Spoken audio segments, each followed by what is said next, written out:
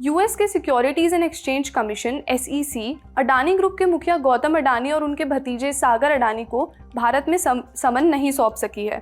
Economic times में एक छपी एक फोरम गांधी की रिपोर्ट में ये जानकारी आई है। क्या कहा गया है इस रिपोर्ट में? SEC ने 27 जून 2025 को न्यूयॉर्क की एक अदालत में अपना जवाब दाखिल किया। कहा कि वो भारत के कानून मंत्रालय के जरिए गौतम और सागर अडानी को समन भेजने की कोशिश कर रहे हैं। फरवरी 2025 में ये समन अहमदाबाद की एक अदालत को भेजा गया था, लेकिन जून 2025 तक इसे गौतम और सागर अडानी को नहीं दिया गया। अब बात सीधी सी है, SEC है अमेरिकन एजेंसी और अडानी ग्रुप के लोग हैं भारतीय। ऐसे में SEC उन्हें सीधे समन नहीं भेज सकता, इसीलिए हेग कन्वेंशन के तहत भारत के कानून मंत्रालय की मदद से भेज रहा है। थोड़ा सा जानते हैं कि यह होता क्या है हेग कन्वेंशन। दरअसल बीते 100 सालों से भी ज़्यादा समय से दुनिया के कई सारे देश एक संधि में हैं। अगर किसी एक देश के यहाँ कोई मसला है जिसमें किसी दूसरे देश का नागरिक कथित तौर पर शामिल है, तो कार्रवाई करने के लिए पहला वाला देश दूसरे देश के कानूनों और एजेंसियों की मदद मांग सकता है।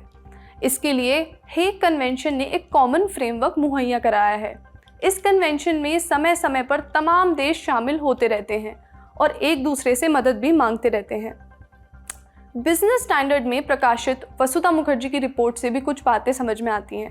11 अगस्त को न्यूयॉर्क के ईस्टर्न डिस्ट्रिक्ट के मजिस्ट्रेट जज जेम्स आर चो की अदालत में SEC ने स्टेट्स रिपोर्ट दाखिल की। यहाँ पर भी उन्होंने भारत के कानून मंत्रालय के संपर्क में होने की बात दोहराई। मामला क्या है ये समझते हैं। नवंबर 2024 में SEC ने गौतम अडानी और उनके भतीजे सागर अडानी के खिलाफ एक मामला दर्ज किया। न्यूयॉर्क की एक डिस्ट्रिक्ट कोर्ट ने आरोप तय किए कि यूएस की कंपनी एज्योर पावर और कैनेडियन कंपनी CDPQ के साथ मिलकर अडानी ग्रीन एनर्जी ने भारत के कुछ नौकरशाहों को घूस की पेशकश की थी। और जब एज्योर पावर पर यूएस में जांच शुरू हुई तो कंपनी ने ये सारी बातें छुपा ली थी। रिश्वत के जिस अमाउंट की बात अदालतों ने की वो था $265 मिलियन, लगभग 2200 करोड़ रुपए।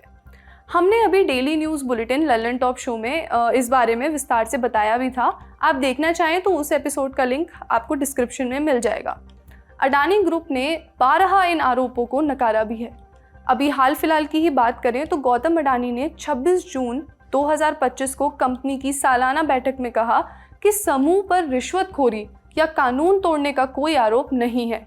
उन्होंने कहा कि अडानी समूह पारदर्शिता और नियमों का पालन करता है और कानूनी रास्तों से ही लड़ेगा।